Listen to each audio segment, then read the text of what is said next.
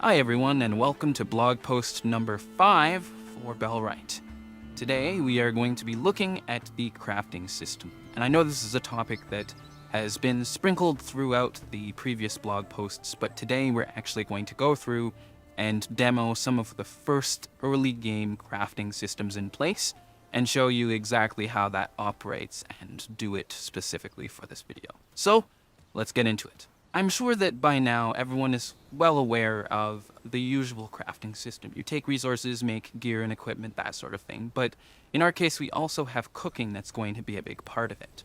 In what we're going to show you here, it's pretty rudimentary to start, but over time this is going to become more complex as you unlock different ingredients and recipes, and you're able to feed your villagers with a much more sustainable mix of different types of food. So the very first staple that you'll come across in the early game is with mushrooms, which you can see we have a couple of them roasting over the fire right now, and they'll just give you a minimal nutrition boost, which doesn't compare nearly to some of the other stuff that you'll get later in the game. Which, speaking of, at first it'll be up to you to manually go out and hunt for these types of resources. Over time, as you get to the higher technology upgrades, you'll be able to create buildings that allow your villagers to go out and hunt for you instead.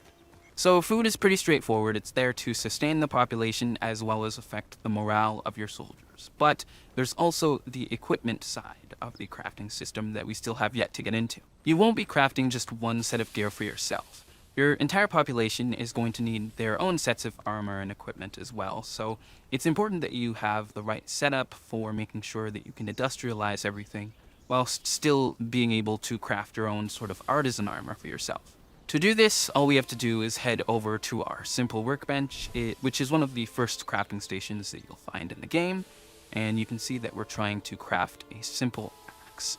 Now, I don't have the resources in my inventory right now to craft it, but if I did, there would be a progress bar that goes down over time based on my crafting ability.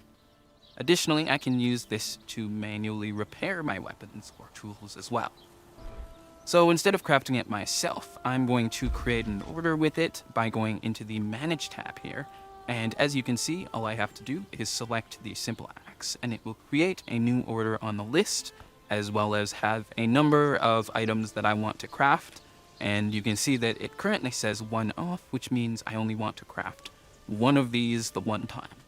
I can also select the drop down here and change it to top off. And what that does is it makes the order perpetual, so that it will always double check my current number of items within the settlement, and if I'm running low, it will top off the amount of items that I need, making sure that I always have enough axes for my woodcutters within the settlement to stay productive.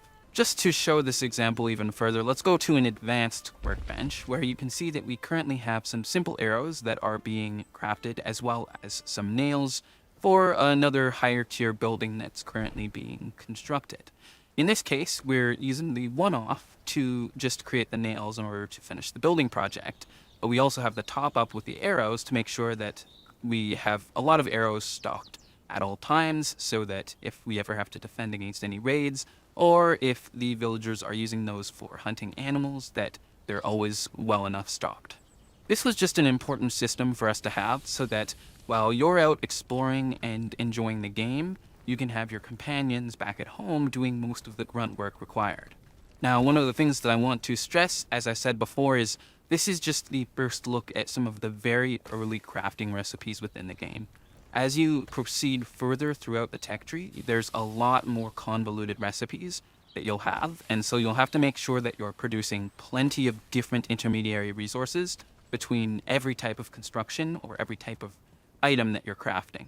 Some good examples of this are things that you must be very familiar with, like going over to the bloomery here, where you would take the rough ore and smelt that into ingots using the charcoal.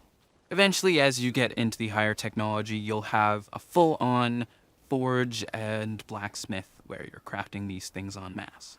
One of the other things that I should mention with this is you can go to some specific resources, things like if I go over to the mixing bucket here, and you can see that cob requires a crafting skill of 2 or more in order to make it, which if you look at my current character's attributes, he only has a crafting skill of 1, so In fact, I'll actually have to go out and find a villager or NPC, recruit them, and use their crafting ability in order to make this resource.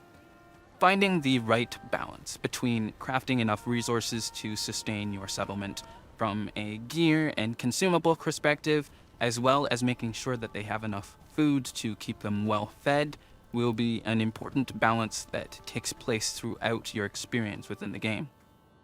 Eventually, this will culminate to where you don't just have the one settlement, but you'll have additional outposts that allow you to collect various resources that span further out from just your initial place of settling down. In any case, try not to focus too much on the actual look of the UI in this demonstration. As you've probably seen with previous blog posts, this is something that we are constantly working on as we move up to early access, and so a lot of these things will change in the final result. So although this is a brief intro to it, hopefully this gives you a good idea of the different crafting systems we have in place and what to expect as we get closer to early access here. And of course, hopefully it gets you hyped up for our early access launch. Don't forget to wishlist the game on Steam and check out our Discord link below. If you have any other questions, we are happy to answer them there as well. Thanks for tuning in for blog post number 5, and we're excited to share this game with you very, very soon.